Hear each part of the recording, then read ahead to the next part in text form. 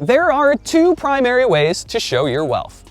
You could by the flashiest, most annoying overt expression of prosperity and run around town like a garish dip, sure.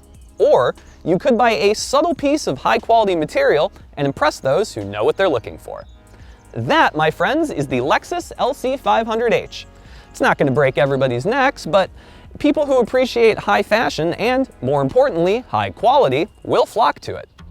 The LC is, in my opinion, the prettiest thing the automaker has built since the LFA, and prior to that, the original LS sedan. Whereas Lexus's other coupe, the RC, looks a little messy and takes a gaudier route to its destination, the LC is all about long, drawn-out art. The hood is long, low, and very nicely sculpted. The headlights, themselves cleverly designed, merge effortlessly into the bodywork, terminating at two sharp little running lights there. And for what might be the first time in recorded history, the grille is almost appropriately sized for a Lexus. Now those interesting body lines continue to make their way rearward, terminating at the back end where there's even more interesting bodywork going on. And then there's the taillights, the shape and design of which contribute to what might be my favorite part of the car. On the whole, the Lexus LC looks really good, without feeling the need to shout about just how pretty it is. The interior keeps the theme of organic art alive. There's a lot of flowing lines here, especially on the door panel, which mixes leather and suede to great effect and lets these metal door handles kind of stand out on their own.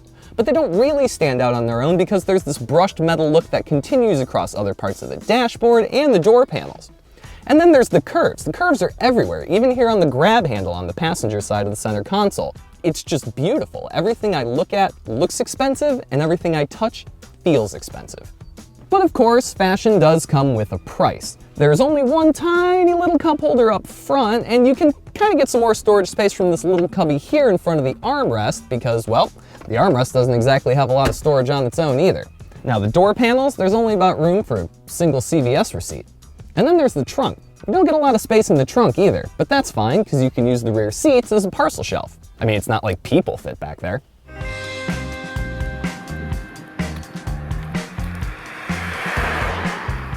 Just as art is best appreciated at one's own pace, the Lexus LC 500H is best enjoyed slow and steady.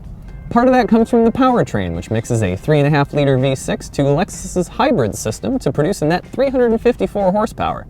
Now it is plenty quick, but it is a little less powerful than the V8, and the power delivery in this car is kind of strange. The rear wheels get their motive force through a freaky-deaky transmission that's kind of basically the love child of a CVT and a 4-speed automatic. It shuffles through what it pretends are 10 distinct gears, but it's almost always caught flat-footed when I need to accelerate, which leads to awkward power delivery and kind of a jumpy behavior at low speeds. That's why I think this car is best driven slow. Let the engine stay off and cruise around in silent luxury without letting all that engineering get in the way. I mean, save the fun for the V8 variant. Now all that complexity begets some damn good fuel economy though. The EPA estimates this car will do 27 mpg city and 35 highway. Hell, those are numbers that some economy cars wish they could get on the regular.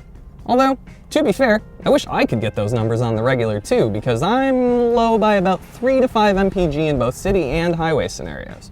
Whether fast or slow, I do have to commend the LC suspension system. Now, its adaptive dampers might not provide the pillow soft drive that air suspension would, but it does a pretty good job soaking up most of Michigan's bad roads without translating that back to the cabin.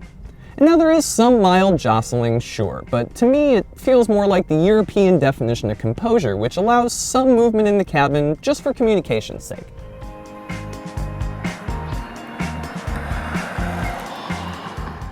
Let's start off with the things I like about the LC's tech. For starters, there's a whole bunch of standard safety systems. Things like auto brake, adaptive cruise control, and lane keep assist are all standard. And for an extra $1,000, my tester packs blind spot monitoring and parking sensors.